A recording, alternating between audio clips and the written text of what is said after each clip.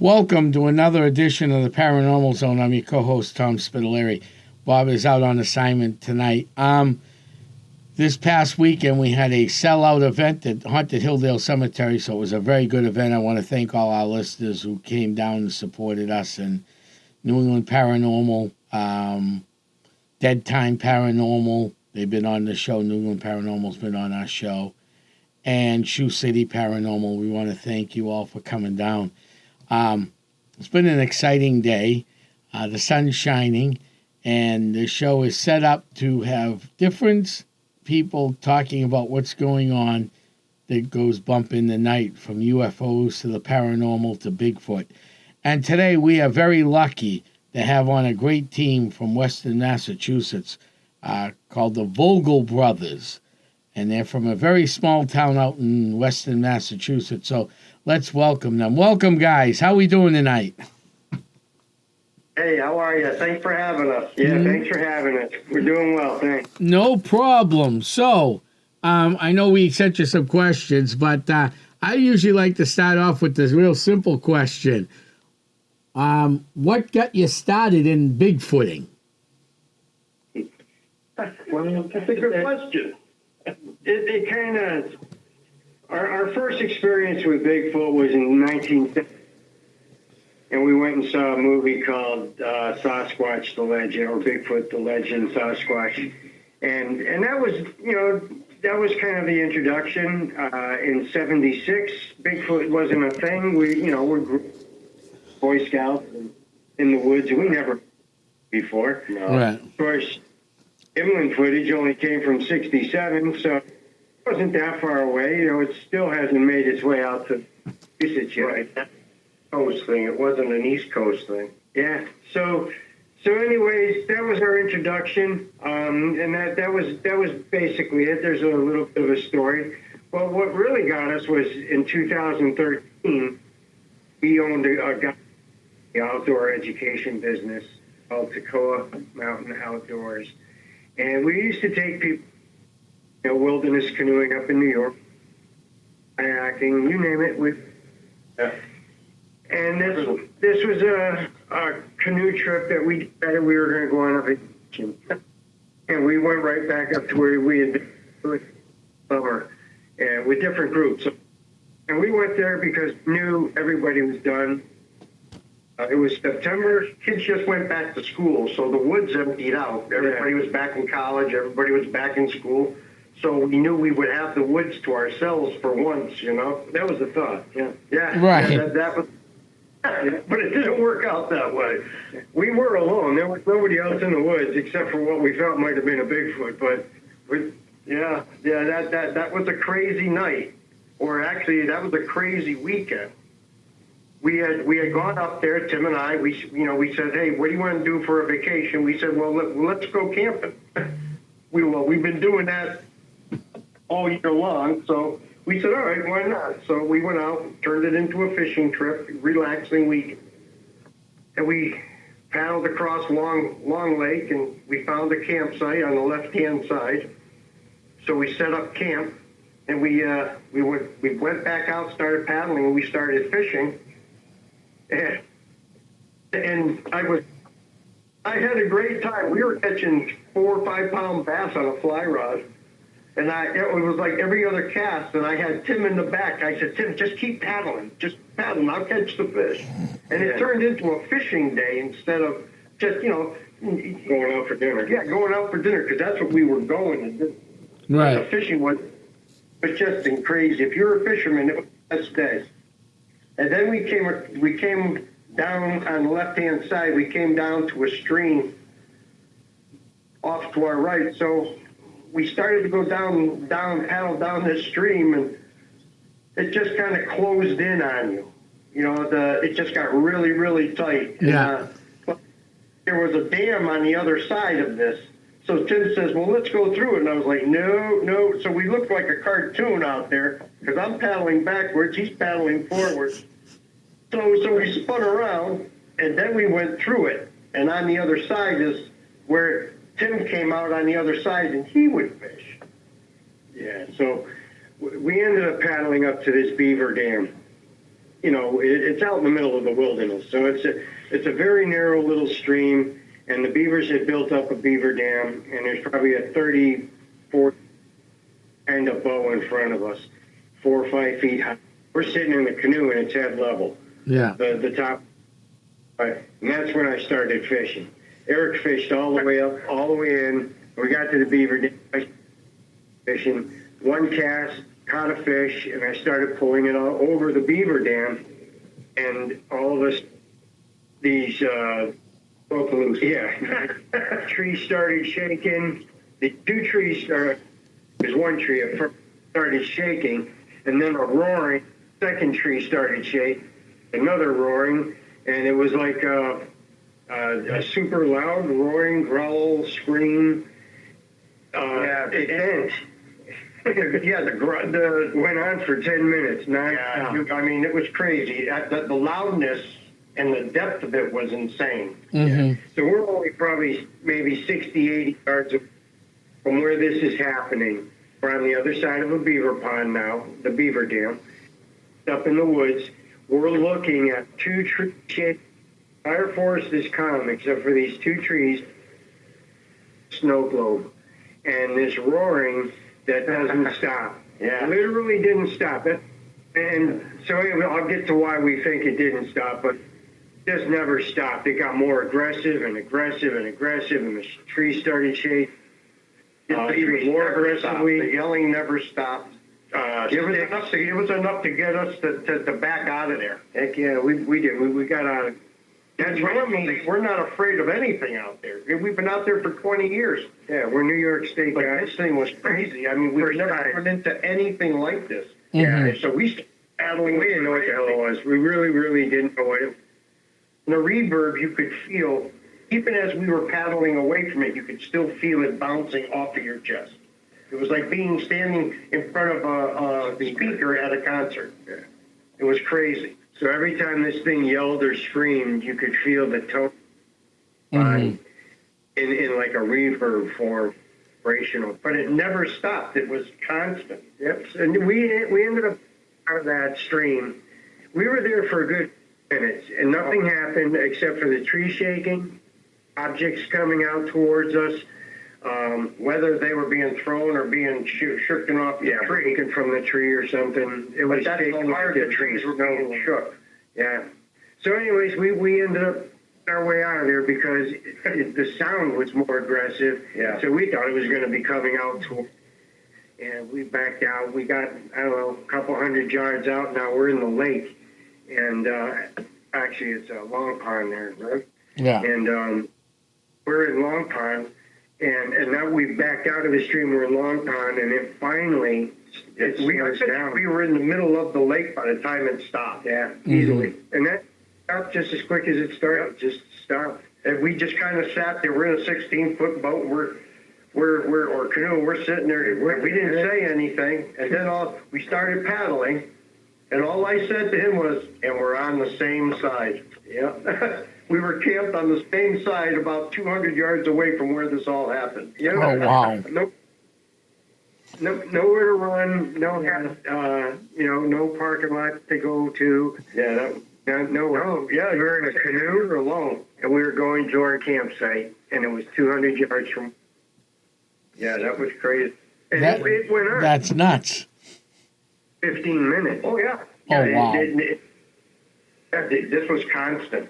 So here we are, we come back to the campsite, and we're sitting there. We don't really even talk about it much. We're kind of trying to blow it off, hoping it doesn't come to the campsite. Yeah, it was that crazy and intense that it was like we thought maybe a mountain lion and a couple of bears fighting, or no clue, like a gang fight of bears and mountain lions. But it was that loud and it was that chaotic.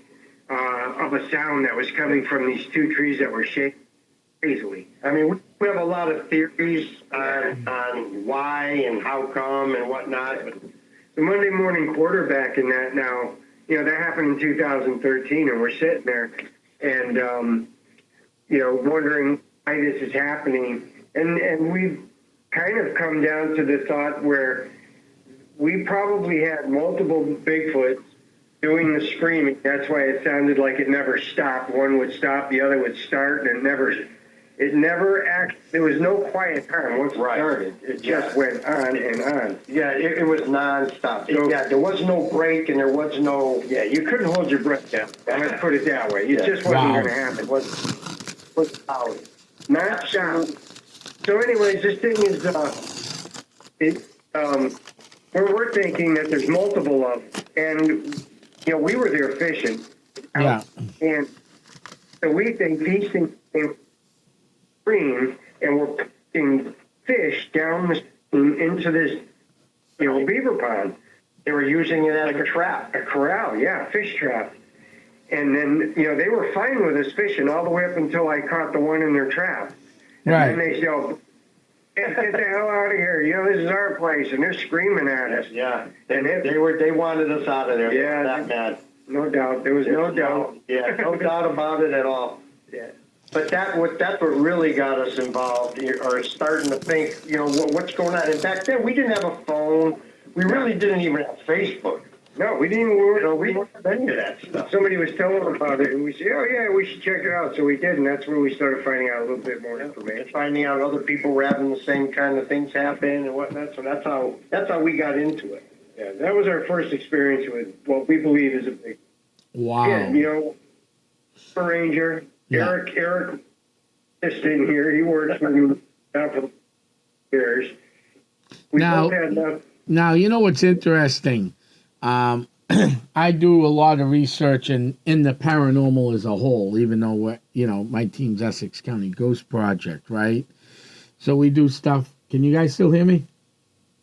Yeah, we're okay. listening. We do stuff down the Bridgewater Triangle, the Sandown Triangle, which I coined, and all over New England. And I've done some Bigfoot research, not a whole lot, but I've done some.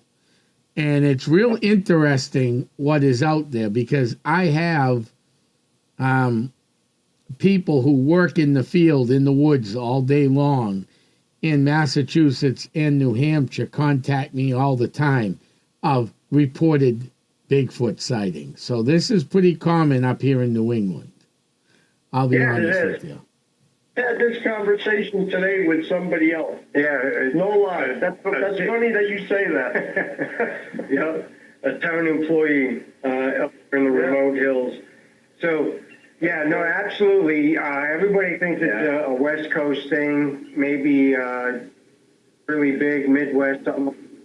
But New England has its own history of Bigfoot. It has its own history of everything, really. It does. We kind of started something east to west. Our first incident reported was 1776, so 64, I think. Yeah, way back. And it was a town official. Town officials found it down near a stream or something like that. Mhm. And it had raided a barn. So that was the first account of one, a wild man or something like that. Right, and then they had different names for Bigfoot up in New Hampshire. Some are smaller than others. So way up in New Hampshire, they got their own names for them, just like everywhere else. So it makes it real interesting. So you guys have been doing this now since 1976. No. That was the first time we heard about Oh, Bigfoot. okay. We were kids. We're just teenagers when we went to that. But we didn't get into serious research until 2015. We ended up with a group called Squatchachusetts. Oh, Dave McCullough. He's a good friend of mine. Dave, he was just here. So I'll get to Dave. Dave's a rock star. He's a legend in this stuff. So anyway, that's who we're out there with. We've had Dave on this show before. He's a real good friend of mine. He lives right down the street from this studio. Hey, not far from you. No. He is. He's No, a he- real nice guy. yeah, I know. Well, He's a no. great guy.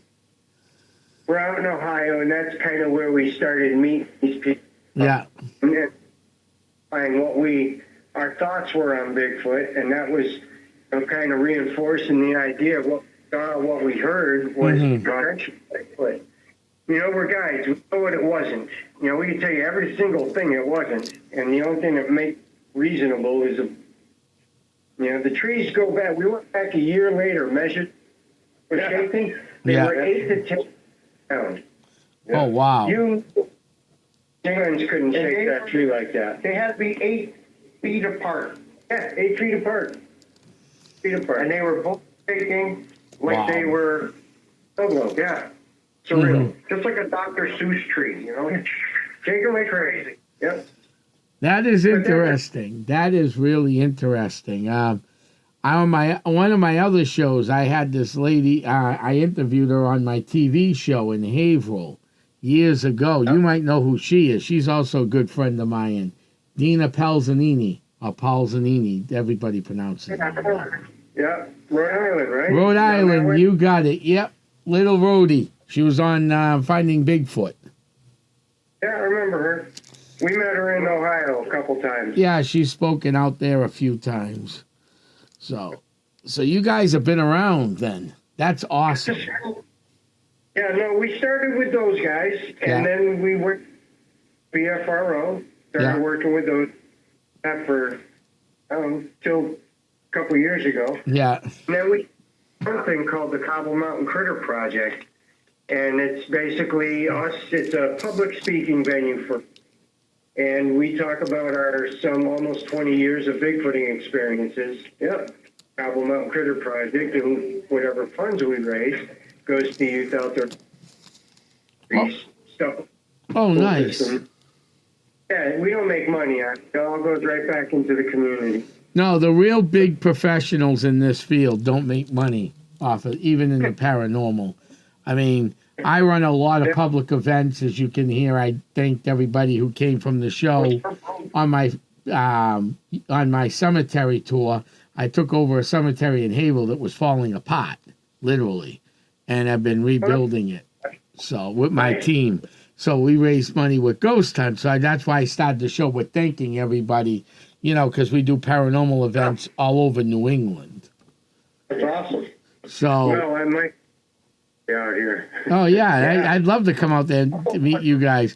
So let's continue this one here. Is there any statistical data that suggests what population of Bigfoot it is? No, not really. I didn't think so. But. There's people that like to give numbers and things like that. I get really speculative. Yeah, exactly. I believe if they had numbers out there, like one in every county or something, you would see more. You'd have more interesting sites, things like that. And, out west where you got a lot of wilderness, like those guys in the Olympic project out there, that's just a vast wilderness. They could go for days and days and days. Right. Us, not so much. We're in Massachusetts. You go for a few hours, a few miles, and we don't have that wilderness. We have forests, contiguous forests, but we don't have that, Right. So do you think these what? Sorry about that. Continue. Sorry. Somewhere in between, only a few. Yeah. You hit the lottery if you get it. Well, yeah, exactly. Now, do you think Bigfoot are aggressive or more protective of their areas? Well, that's a good question. And I would say that would depend on the situation at the time. We've had rocks thrown at us. We've had sticks thrown at us. We've been escorted out of the woods. We've been growled and howled at. There's aggression, but it never came to the point. Only I would say only an aggression of them telling you, hey, beat it, get out of here. Yeah, we got limits. Believe me, I think I'm not saying that they're not, because you got to look at them they're still an animal, and an animal is an animal. Right. Opportunity, So, Ernie Davero had an encounter, and it was a personal encounter, 5 feet, 6 feet away. Yeah. If it wanted to hurt him, it would have, but he was actually doing sign language and talking with him. Actually, back that story up. He started off pointing his shotgun at it, and he was 40 yards away, and he calls them forest people. because which is what Native Americans call them too. Correct. he actually, forest person, actually put his hands up, like both hands up, like, hey, wait a minute. And he recognized it, like a human thing, like crap. He just said, wait a minute. And so it went from there. So Ernie's kind of another story, but you should have him on. That's an incredible story. Yeah, you'll be impressed with that one. Okay, we'll have to look for him. No, that's very impressive, actually. Do you believe? That encounter was just a few miles from my house. Oh, it was okay. He was on Drake. We don't want. I wouldn't put a number on how many there are because that would be too hard to tell. Yeah. Right. No, I agree with you. It's just something people ask all the time, you know. Oh, yeah, we get asked that question every time we see somebody. Yeah, and you like to give an answer, but you can't. Right. So, do you think these Bigfoots are vegetarians or meat eaters? Opportunists. Yeah. Opportunists, so they eat both. Okay. Just like a bear, they'll eat anything. Yeah. They got to stay alive. Yeah, but having said that, here's why I believe it. It's vegetarian because I look at our moose. Yeah. Moose here they go up to 1,200 pounds.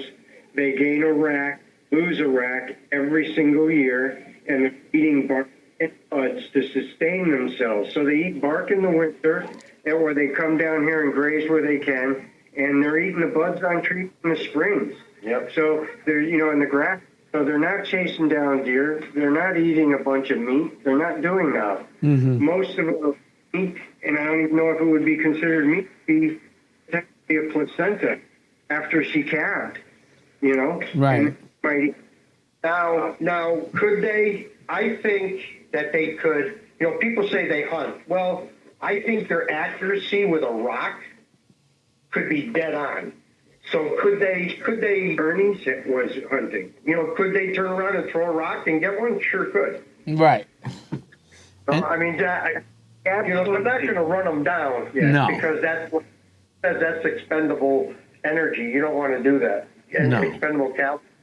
And you'd have to replace that, and they're not going to be able to do that all the time. No. Ernie Davro, he'll actually tell you a story where they're actually killing the deer over the stone wall from where he's standing. I mean, breaking bones, killing this thing. And meanwhile, this big one was making this interaction with Ernie. So, do they hunt? Do they groups? Absolutely. He actually witnessed it. So, I mean, that's a given. He witnessed it. And then you got to listen, Ernie. I'm just saying we'll they have hunt. to bring him on. Yes.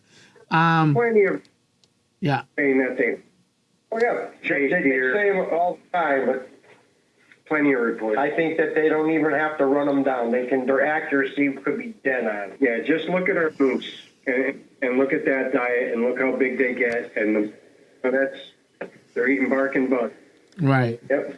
So, when you hear Bigfoot reports like in the Pacific Northwest, even some that I've read up in New Hampshire and Vermont, okay, they see them around mountaintops. You see them from a distance. People don't always have cameras, but they'll report things, and then they disappear. Okay. Do you believe these Bigfoot creatures travel interdimensional? Do you believe they can do that, or what's your opinion on that? Well, about a year ago, I would have said no way. They were flesh and blood. Yep.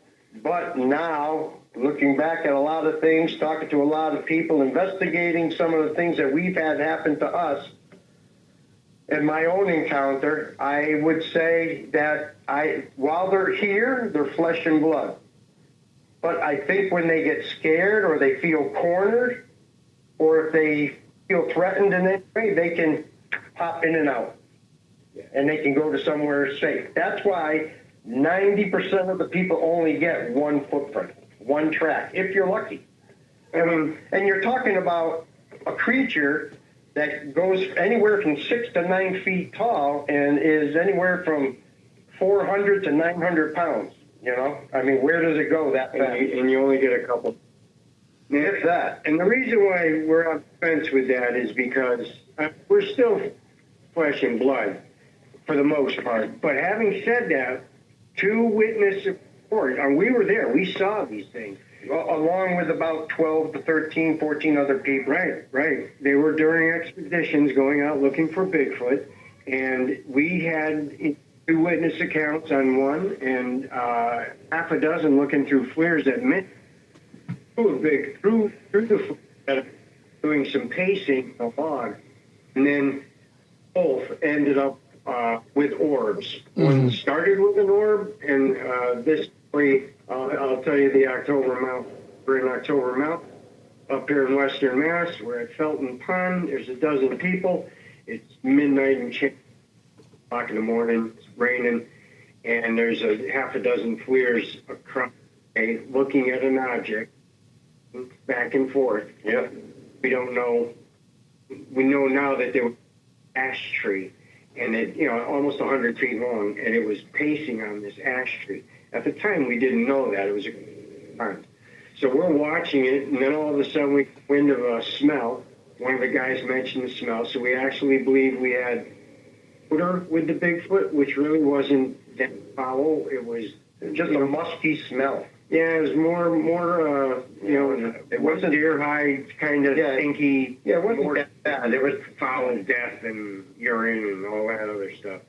It's just happened what we happened to. That was the first time that we've ever had that.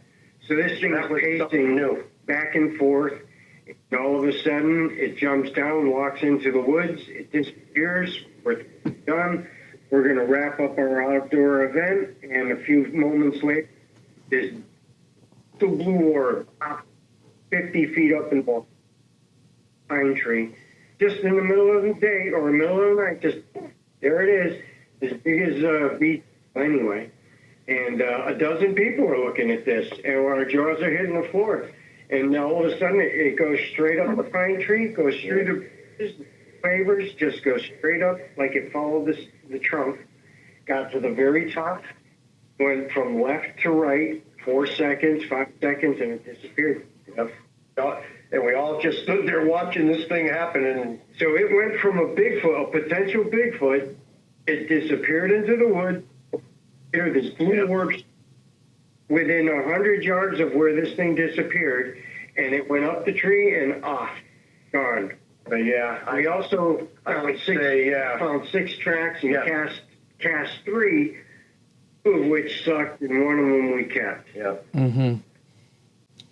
So, if people are at home listening to this great show tonight, and we have a lot of listeners all over the world, and they want to try their hand in Bigfooting, what do you suggest they do? What would be a good beginner's kit for Bigfooting? Get some solid skills first. Don't go out in the woods without, if you're new in the woods, you don't want to be going out far, trying to maybe find a local group. But get some skills yourself, fire building, first aid, mapping compass. Sometimes you're out there, and you got to remember, most of the time it's at nighttime, so you have to know how to take care of yourself. And a lot of times you're out there with peer pressure with a group, and you might get separate. That group might not find you. Yeah. And all of a sudden, you're in the middle of some state forest all by your lonesome with no flashlight. What do you do next? So You're sitting there with a sprained ankle. you would take. As far as the Bigfooting stuff, find a local group. Find you're living in a state here. We have a number of different groups. We're in Massachusetts. You can contact the Mountain Critter Project, the Vogel Brothers. We certainly put on expeditions and things like that. That's a good way to kind of cut on it, learn. If you're afraid to go out in the woods by yourself, that kind of stuff. Yeah. We use a small group, and we go off and we Bigfooting.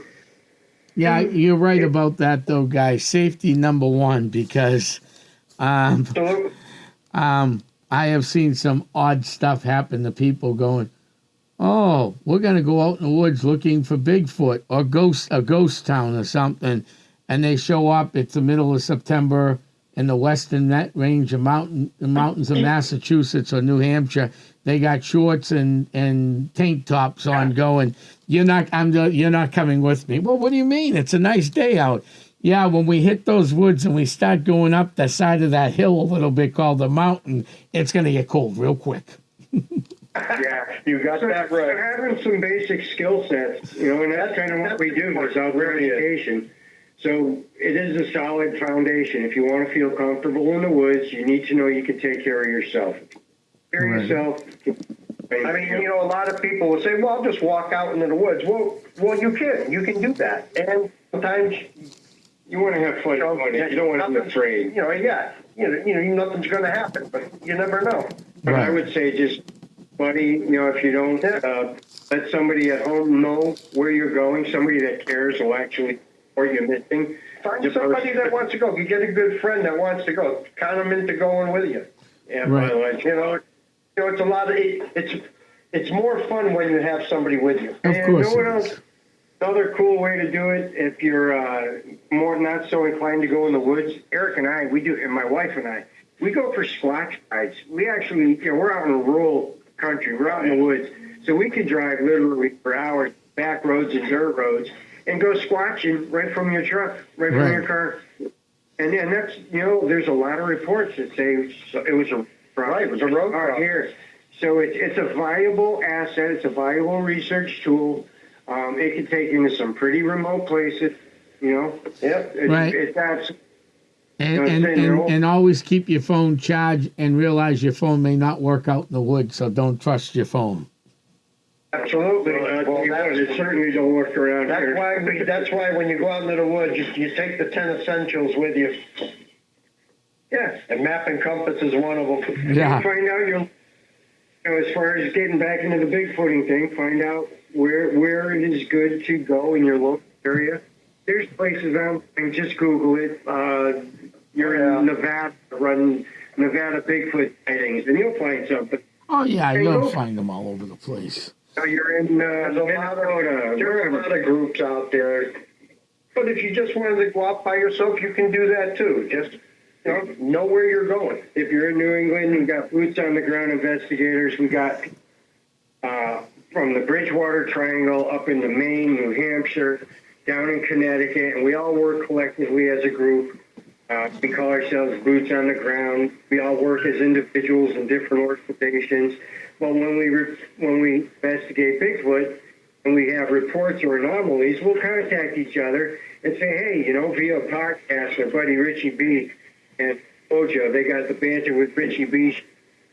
They do a lot of live Bigfooting. So that's a great venue to share information. And we do it. These guys come throughout New England and the East Coast, and they share their different, experiences. So it makes you a better researcher because you're armed with all these different information now. Right. It's Right. not hitting you, heard something. And everything, the whole thing is, Sharing it's information. not a big secret. No, if you share it, No, it is not.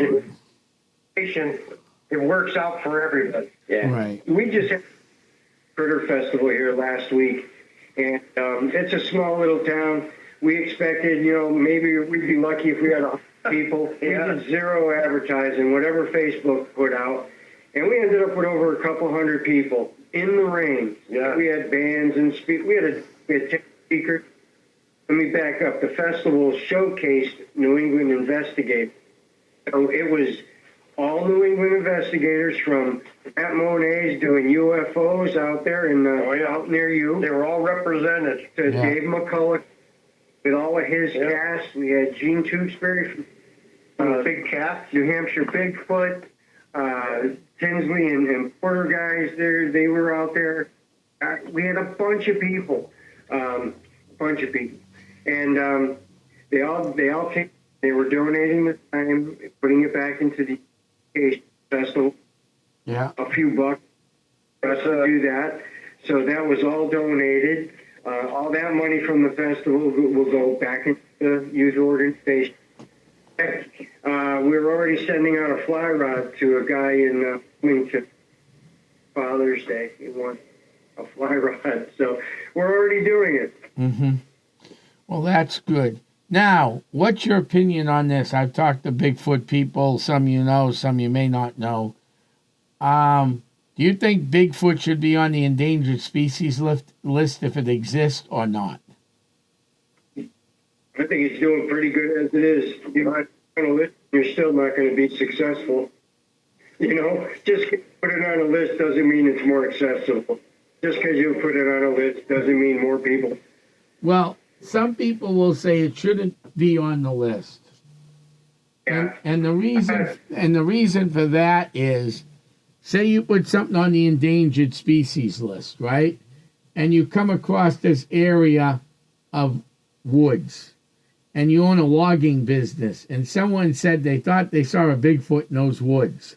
Now, guess what? You can't log those woods at all if they're on the endangered species list. So, And the owls there's salamanders, there's frogs and turtles, there's all kinds of things they can hit you with. It's just another thing. Put it on the endangered species list, that means that you gotta have a Bigfoot out there, right? right. Yeah. So that means that they have to admit it. The short answer is it wouldn't bother me one way or the other. Yeah. If part of it, legit, that would I think in the end it would probably very minorly affect the recreational industry. You know, the backpackers might take a second. People they might be on the fence about going out in the back country. You know, I work in the back country. We're out in the back country. We live in the back country. So, you know, it might skew those numbers a little, but to be honest, I think Bigfoot's doing fine by it. I don't think you're in a town. I don't think I don't know. I think it's more of a feel-good situation, and that you know we have enough laws. Right. Well, no, it was just a question that people asked. That's why I ask everybody. That's all. I know I've heard that same question before too. Yeah, no, I think it's more of a feel-good thing. It would be great, but you know, If they actually had one and they could say that it was real, yeah, put it on the endangered species list. But if you're not going to say it's real, then why, you know? yeah. And then there's other. You said with the log, right? Now you can't build a house in a wilderness area that make. Exactly. You're reducing, so there's all that as well. You know, how big is the area that one Bigfoot occupies, and that comes into effect. And then you're going to have a lot of know-it-alls that know nothing, and they're going to be putting limitations and boundaries on stuff they have no clue on. Right. They're all sitting on Boston or something. Exactly. They ain't got a clue. Right. No. So, where do you guys think, this one I should have asked earlier, but I didn't think about asking, and this was one of the questions Bob had sent you. Where do you think Bigfoot originated from? Good question. You got to remember that up in Alaska, across the strait, it was connected. The land bridge. So could it have come from Russia, or could there have been some here and they just walked back and forth? I don't know. Yeah, I think it's always been here. I don't think it just popped up. I don't believe that. I think it's been here. Yeah. One of those things. Whether it has special powers to kind of zoom in and zoom out, a lot more hide and seek proficient than most of us. Well, then there's something to be said about that. Where the research comes, and then there's all kinds from cloaking to from the UFO, the norms, the cloaking, the black hole, everything. Yeah, the research, entry levels of research is all there. There's something in everybody, from cryptid piece to going into, how they get around to what their diet is, all this stuff. I tell you what, it might help in research grants and things like that for some serious people if they were like that. But other than that, where we're at, and I'm kind of good with it. It's kind of chasing an elusive creature. Most people think we're nuts. And the locals, they say, oh, hey, there's the Bigfoot guys. They love it. They love it. Yeah, I know. The locals usually love this stuff, correct. We have this little town of Beckett. Yeah, we have Beckett General Store. They have a official Bigfoot check-in station here in West. Oh, they do? Nice. Yeah, we put a little mailbox in there, and they did a big blurb. Yeah, sit down with our cast, and we had coffee with the customers. Yeah, that kind of thing. Small mini town halls out here. just to get the name out. Right. Believe it or not, comfortable with you, and they start talking. All of a sudden, you've got a story. Next thing you know, you got a half a dozen stories. Hey, it's all local. We've had the Berkshire Eagle newspaper come out, talk to us. They wanted information to talk about what was going on. Yeah, we just did a adult library in the town. We do library talks as well. Yeah. As part of our. And we were in the town of Dalton, up near Pittsfield, out that way. Yeah. And if you could hold out crowd, that's what it was. It was filled. There was 60, 70 people, all there from all over Western Mass, New Hampshire, Vermont, to talk about Bigfoot with us. Nice. You know, even the library was shocked that they had standing room only. And to be honest, we've done a dozen or so libraries, and every library had same way. Yeah, 30, 40 people in the library plus. Well, that's good. I mean, now, this is a question you don't have to answer, okay? In the paranormal, there are a bunch of TV shows. I mean, there's the travel station. They might as well call it the paranormal station at this point, okay? I know. So some of the TV shows, and I never mentioned show, and I wouldn't expect you guys to mention shows either by name. I would not even ask you that question, okay? There's only one show I may or may not bring up, depending on how you answer this question. You don't have to answer it fully, but do you believe these shows actually help or hurt the Bigfoot research community? Or is it a mixture of both? And again, you don't have to answer it.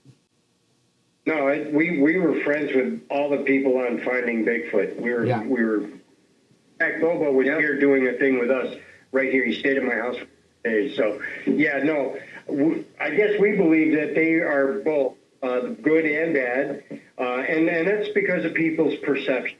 Mm-hmm. Right? We know that as an entertainment. It was Finding Bigfoot. It was a TV show. Right. And if you can keep it in that vein, it was a fantastic show. They actually did research stuff. They did. Which they did. Yeah. Oh, yeah. Really did. Some of it was fun for the entertainment value, and other was legit. You know, they actually put serious time and effort and energy into some of it. When they have their when they have their town meetings, that was the best part. Those are true stories from those people. Right. You know, there's not. As far as we know, they're not made up because we've had our own. You know, these are people that have come out and said, "Hey, this happened." Right. So, watching that is really the real true part of that whole thing, and then the rest is put together to make the reenact expedition. You're trying to go bigfooting and try a different technique. That's the research. They do the technique. And they put a little fun into it, too, at the same time. Since it is TV. Some people might think it's bit or this or that. When you can do this type of research. Right. Now, so the short, they're important. I believe they were a big, I think they were a big eyes on a lot of people. Yeah, they did. They turned into a pop icon. Right. They went from people sitting in the closet not talking about old stories to now they've been on 14, 15 years. Now you got Expedition Bigfoot and a handful of others probably. Yep. So it's become common, cultural icon. You got the Slim Jim guy. You got all that stuff. And, you know, we had a Bigfoot festival here in Russell, Mass, and did very well. Considering the numbers and the rain that we had. But, you know, it was that the show was coming out and bringing it out there for everybody to see. So I think it was great, actually. I think it's good. I think it's a plus. I think people in their own heads have to figure out whether it's entertainment or serious. Nothing else. It's getting people out in the woods, and they're getting exercise and fresh air. Yeah. Right. Oh, no. Finding Bigfoot was probably the best show that I've ever seen on TV regarding Bigfooting. I have to. Yeah, they did. They did that professionally. They were great. Yes, I know how TV works. So I understand that you need to throw some slapstick in there. I mean, to lighten up the mood, because you just can't keep scientific people talking, because most people don't have that type of mentality that will sit there and listen to a whole scientific show. So Yeah, you you're need right. that, because what happened was one of my favorite paranormal shows, the best paranormal show, and I've said this on my show more than once. Okay, so this isn't, my listeners already know this. The best paranormal show that I ever seen only lasted 1 year because they were hardcore paranormal. They didn't have any laughter, jokes. They did their research. They showed how they did it, and people maybe seen it for maybe 1 or 2 seasons, and that was it. And that show there was called The Haunted Collector with John Zaffis. The best paranormal show out of them all. Huh. Interesting. When that went off, that didn't last long because there was no entertainment value. But as a paranormal researcher that I am, and a researcher in the UFO field and even the cryptid field, I enjoy those type of shows. Yep. Yeah. No, they're very important. I believe they play a very crucial role to keeping Bigfoot relevant, keeping it, kind of in the forefront. Yeah. And it spurs a lot of controversy. And you know what? If you're there's going to be controversy, and there's going to be this and that. So, we stay in our lane. We're doing our thing. And if everybody does that and plays fair and plays nice, it's a great place to be. It shouldn't be any animosity. It should be researching, fun, and sharing your information. And that way there everybody's educated. And so you might have something in Virginia that I haven't seen or heard. You share it with me, and all of a sudden it's in my head, and I run across it up in Vermont or in New Hampshire. Now I'm aware of something, Right. Now, do you think there's different cross species of Bigfoot? Now, what I mean by that is, so up in New Hampshire, anything over 8 feet tall is a Bigfoot.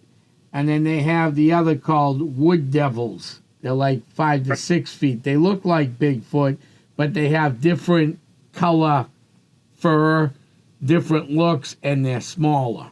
Have you ever heard of that before? Yes, we just heard that this weekend with the New Hampshire Bigfoot Society. And there's also, there was a devil monkey as well. So it just depends on where we have the Cobble Mountain Critter, a legit Bigfoot here. That's his name, his local legend. So, it all depends where you live and this and that. We're all different. Why do they have to all be the same? Yeah, it's to humanize it. Different people, there's different races, there's different colors. Are the same way, they're not all the same. They're different colors, darkness, lightness, size-wise. So, I don't see how we can say one is small, because it's small or it's a different one. It could be the same family. It's not saying it's not, but...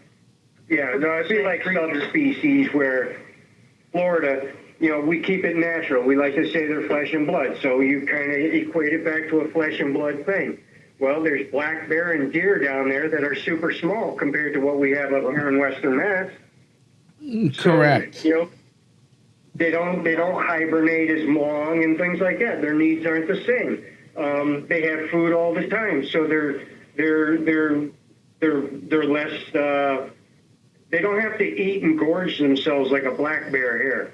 They know winter's coming. They're going to hibernate. They're going to be pregnant. They only have a eventually. certain length of time. So they differ. There's two different animals, two different ways of life for the same species of animal. Mm-hmm. The black bears down south and the deers, they just do things differently. Their needs, their environmental condition. So, we have big bears, big deers, big moose and things like that.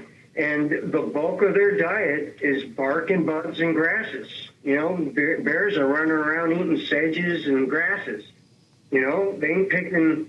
Your question is, I don't think there is a difference. Yeah.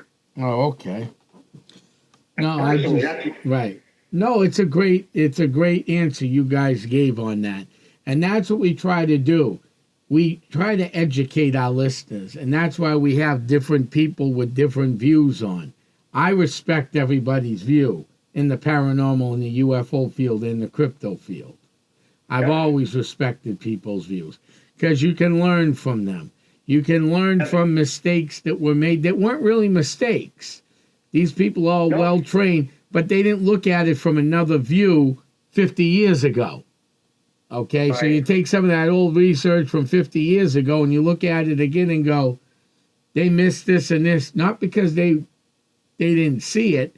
They weren't looking down that road, because 50 years ago you weren't looking down that street. You looked down the next street. Today we look at that street that they missed and we go see why was it missed and what happened, and add that to what was going on out in the big world, out in the open world of the paranormal, which would include UFO, Bigfoot, and all that other stuff. Now, I agree. you have areas Lauren Coleman called them the Bridgewater Triangle, the Pacific Ring of Fire. Well, let's keep that out because that's water.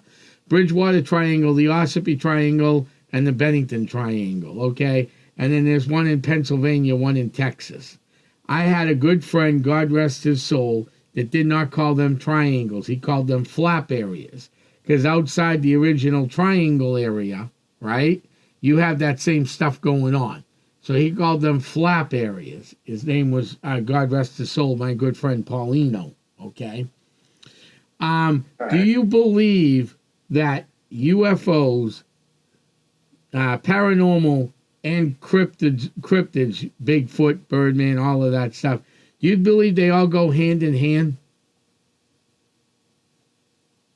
Well, it would probably be easier to say yes, because it's all in the same genre of cryptozoology, for the lack of better terms, you know. So it might be. I don't know if you can individualize them, because I think you put them all under the same umbrella. And the umbrella is cryptozoology, Right. So I don't know. That isn't the paranormal end of things. I'm Right. talking about creatures. Right. We're talking. Yeah, we're talking. So let's do creatures, UFO, and ghosts. You have places like the Bridgewater Triangle, and all these flap areas that have reported ghosts in there, Bigfoot, and other cryptids. So UFO, cryptids, and paranormal. Do you believe they all go together, or is it just coincidence they're in this area together? No, I think they go together. I think there's a force that brings them all together to a certain area.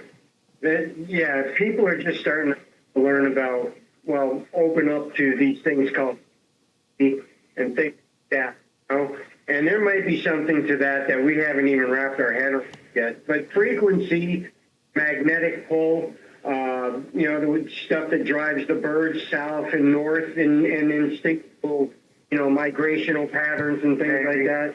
There's weird stuff like that, but it actually happens because these creatures are physically. So could these things affect like that, where paranormal would line up with energy? But you have to remember, when you have an interaction with a ghost, it's for a reason. Usually, Right. it's something that person in that area. Normally. We had ghosts right here in our cemetery, 100 yards down the road. Right. So I don't know. I would say there's energy, and it would be very coincidental, and it might be linked in some fashion. Well, where we had our interaction with that Bigfoot in October Mountain, paranormal, there's a little ghost Annie that's been spotted in there. There's been UFOs spotted As recently as last weekend. As recently as last weekend, she was seen, yeah. Oh, And there's aliens, been yeah. UFOs found in that same area. Yeah. So there's got to be a reason why, and like we were saying, there's got to be some type of energy that's pulling them in. Yeah. And I married the farmer's daughter. We used to milk cows, and we didn't find all UFOs, zapping up cows and taking our herd. And, we didn't, none of the farmers in my neighborhood lost cows in the forever that I knew them, or deer or moose or horses or anything. So it wasn't like it was some, you hear about that kind of stuff. They get picked up and they're taken. It just never happened. We never experienced anything weird like that. Having said that, there's certainly UFOs out here. We've certainly seen them. And ghosts, absolutely. I think it's energy, and I think it's, it's a possibility where they're harnessed together, or they could be receptive to one another. I think they can feel that energy, all of them. Mhm. Yeah. Because it is in that crypto. It's weird. You Yeah. know, I'll put it. I wish we were seeing speculation, though. You know, you got to remember, you got to stay open-minded about everything.